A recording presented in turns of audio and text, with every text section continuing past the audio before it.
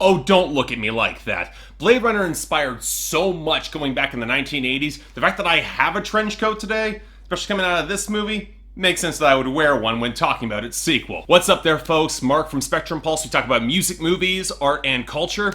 And today, we're going to be talking about the newest film in the Blade Runner franchise, Blade Runner 2049. Although for real, this thing is actually really warm, so I'm going to be taking this off. A lot of people don't tend to remember that the original Blade Runner that came out in 1982, directed by Ridley Scott, starring Harrison Ford, was not exactly a critical darling upon release. A lot of people were saying it was a style over substance sci-fi movie that ultimately leaned a little bit too hard on certain genre conventions and suffered a bit of an underwritten screenplay. Admittedly good performances, but it didn't add up to a lot. Looking back on a lot of that now, it seems a little bit silly, especially when you consider how much Ridley Scott was doing in terms of the visual language of that movie, and a lot of the scripting, a lot of the details in that film, it was designed to carry a lot of visual language and driving a lot of the momentum and plot, and leaving a lot of it subjective, ambiguous for the audience in order to prize out. And thus, when it did fail at the box office, you can't exactly be surprised, because a lot of audiences aren't going to be going in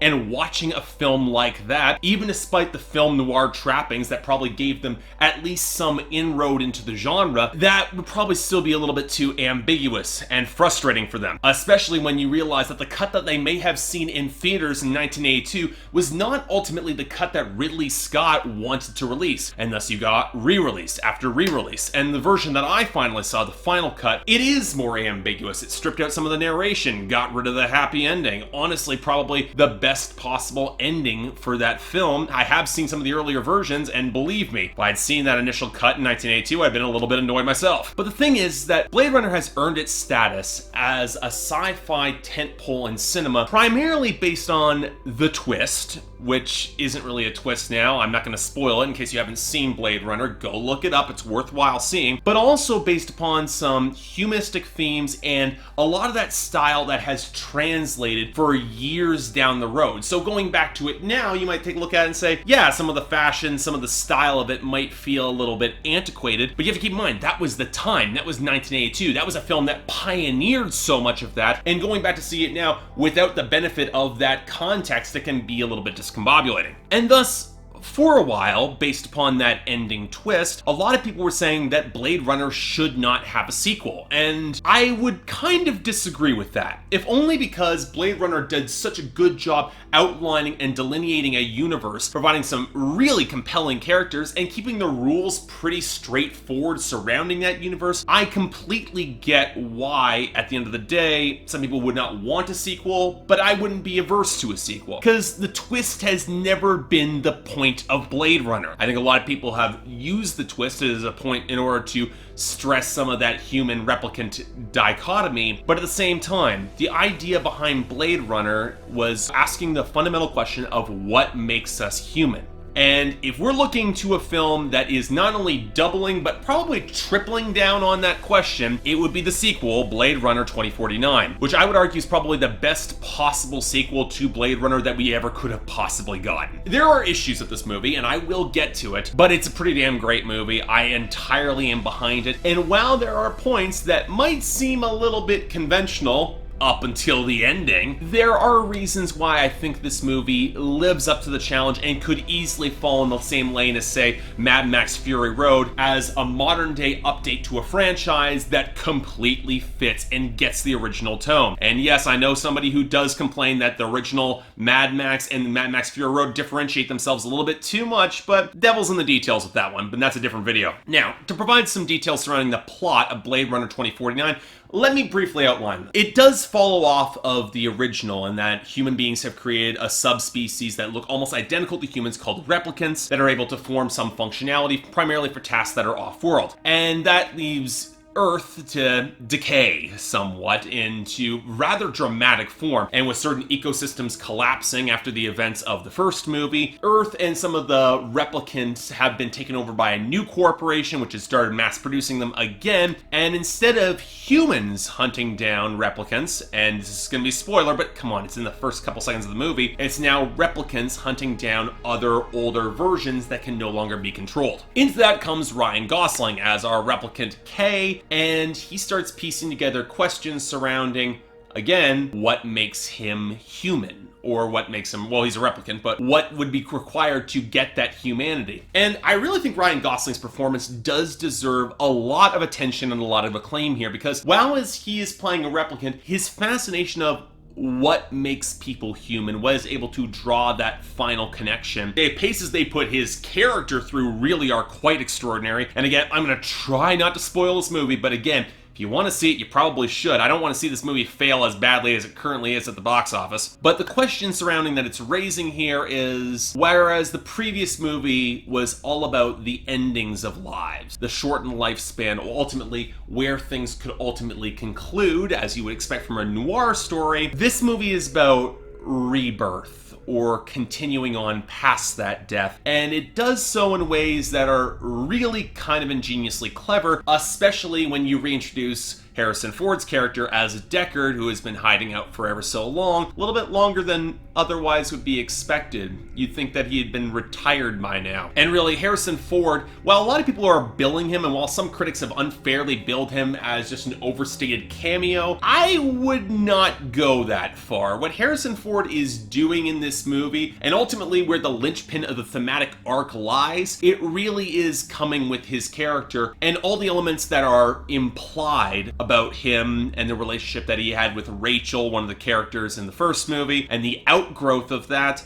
That's really at the fundamental core of this franchise going forward. And let me stress this. The original Blade Runner, as much of it was a noir mystery, Blade Runner 2049 is not. On some level, that kind of works because it's playing in different tones. You can understand, you can predict a lot of the plot points, especially if you're familiar with the modern tentpoles of genre fiction, and especially modern tentpoles of detective fiction in this vein. But then things start shifting, and really it is that shift that makes the movie, and I will get to this. But stylistically, it does mean that this is a bit of a departure from what you would traditionally expect coming out of the first Blade Runner. It does feel like an updated universe. It does feel like a lot of the architecture. It feels like the near constant presence of rain. In terms of the scene geography, it very much captures that. And again, this is a gorgeous looking movie in terms of the set design, in terms of all the fine details that is fleshed out through this universe. But at the same time, I will say that there are points that feel a little bit overlit. I say that as much as we wanted the Blade Runner universe to continue forward, I do have the feeling that this could have been a slightly grubbier looking movie, have a little bit more roughness around the edges. I do get that it's supposed to be more updated for the modern era. And again, some of those places where they do the near futuristic setting, some of the shot composition and the detail and the usage of shadow in this movie is breathtaking. But at the same time,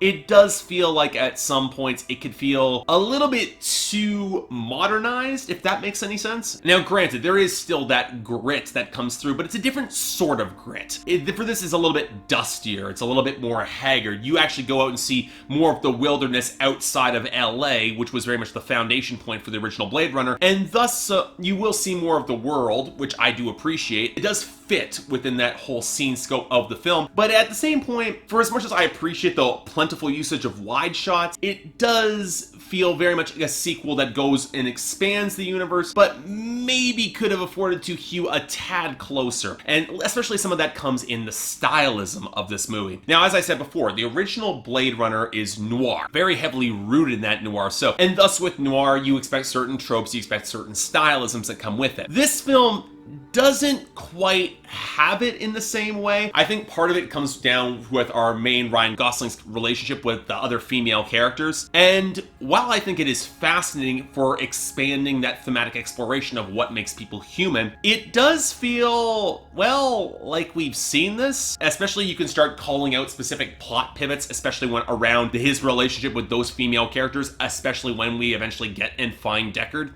But again, this is where the final twist comes in, and where thematically it makes sense that, again, that Harrison Ford has as high billing as Ryan Gosling does in this movie. Because, not to spoil too much, for a large chunk of this movie, Ryan Gosling is traveling with the notion that he is the exception to the rule. That something has happened at the origin point of his character that fundamentally changes his idea of what he can represent going forward for replicants and replicant society as it is. It takes the idea of what humanity is versus what a replicant is, and really shows, again, there's a pretty stark parallel between the two. Not quite as much of a difference as, say, Jared Leto and the rest of his corporation would love to emphasize that there is. Yeah, Jared Leto's also in this movie. I actually think he does a good job. In terms of a villainous character, I think he aptly manages to encompass some of the menace that comes down with his character. I kind of appreciate some of the fine details with him in relation to his eyes, but again, that's a bit of a different story, especially considering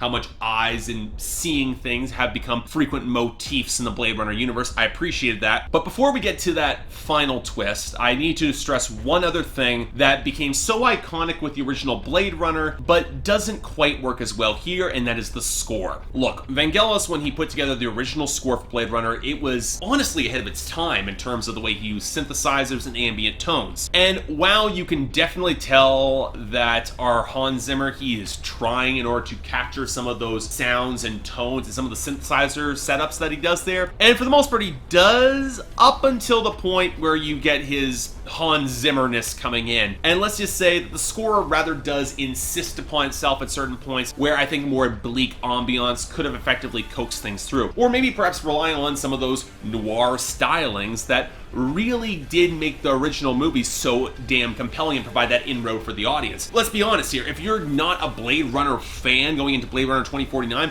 while you'll be able to follow this movie, it doesn't quite have the same stylistic roots that I can see being quite as compelling. Now, I love the original movie. For this was an easy adaptation for me. I can see the through line, but I can see some audiences maybe shying away from it. And I would be remiss to say something about the female characters, because they actually have a pretty significant role. One in terms of a female replicant that does enter the picture for Ryan Gosling, and the other being Joy, which is a 2D hologram AI that Ryan Gosling's character has a pretty significant relationship with. I'm not going to spoil their interactions, nor the interactions with the primary villain, although it really is telling in terms of some of the on-the-nose symbolism and story construction of how that female relationship comes to pass with each other. But at the same time, I'm not going to say it's questionable, because all partners are a little bit more consenting than what happened in the original Blade Runner. Go back and see it. It's a little bit more complicated than you might think. But at the same time, it does feel like it's trying to make a point about speciesism that comes between replicants, humans, and AI that I don't quite think entirely lines up the rest of this movie's theme. Even though, when it comes to the ending twist, it might fit slightly better. So about that twist, let's talk about that. Again, the main fundamental point that I want to stress here is that Ryan Gosling's character discovers fairly early on that he could be someone of significance within the Blade Runner movement in terms of what he discovers about his character and the relationship with Harrison Ford's Deckard. The issue with his character is that about within the final 15 minutes of the movie, you realize that's not quite the case. It's actually somebody else. And it's honestly the sort of thing where I'm kind of slapping myself in the middle of the movie. I'm like, I should have known that. That makes sense to me. And while some of the narration they use around in order to insulate and draw forth the attention to that might feel a little bit on the nose at points, I do feel that the performances are so well done, especially Harrison Ford, who really is actually trying when he's acting this time around, which was wonderful to see. But at the same time, it's also the sort of feeling where it now takes Ryan Gosling's character and shows that you're not as special as you think you are. But at the same time, that fits. When it comes to the whole populist arc, in terms of drawing the parallels of what makes someone human, the fact that it does not raise him above, the fact that it does not immediately place him in a position of great power or great leadership or great responsibility, that's actually, on a fundamental level, kind of brilliant in terms of grounding that theme, in terms of showing what can be done to advance the cause of all humankind. Because, again, he's not the main hero here. Not in the same way. Now, there is a main hero, and I'm not going to spoil who that person is the reason why Harrison Ford's arc works as well as it does. But at the same time, for Ryan Gosling's character, it gives an ending that I ultimately feel is satisfactory, an overall conclusion to his arc, but it also reinforces the themes of that greater connectivity in terms of defining what that humanity is. Robin Wright's character, who plays originally Ryan Gosling's character's commanding officer and boss, she has a point surrounding drawing connections in terms of that humanity, and if people discovered the difference between what makes one human versus what makes one replicant, and if the differences eventually broke down and people knew the answer there, it would cause society to collapse. But at the same time, she's also smart enough to know what that could mean,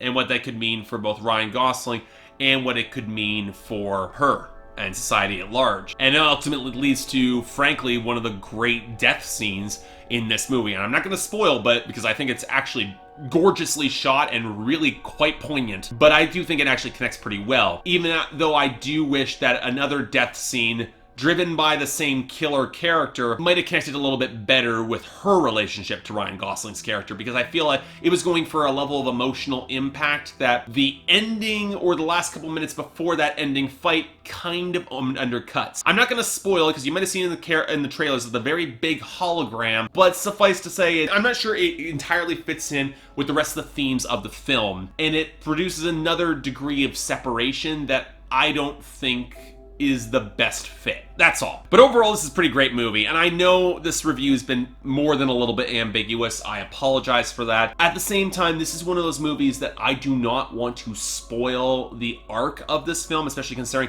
there's a lot of thought in the level of detail that goes into advancing and updating this universe has been really quite considerable. And again, this is a beautiful looking movie. As much as I feel the score is a little bit overdone, the visuals are not, and I am a really big fan of that. The action scenes, they're there, but they're like the original Blade Runner. They're never the main focus of the film, and I really did appreciate that. And yeah, the movie is getting more critical acclaim than the last time around, but I can also see this not exactly recouping its box office, because again, this is thinking man sci-fi. And while some of the themes might hew a little closer to Blade Runner, it does expand enough of them that I actually really do appreciate it. I wish it had hewed a little bit closer stylistically to the original Blade Runner and brought a little bit more of that in. I think it could have connected just a shade better. But at the same time, I really did think this is a great movie. I'm giving it an 8 out of 10. I think that's pretty solid there. And definitely make sure to go out and see it. It's going to be in theaters for a while now. I think this one is going to be one of those movies that develops really terrific word of mouth and will get a lot of people into the seats. I actually saw this in a 4DX showing, which is where the seats are actually shifting around and sprays water in your face and that sort of thing like that. If you have the opportunity to see it in that way, I highly recommend you do so, but it was not essential because, again,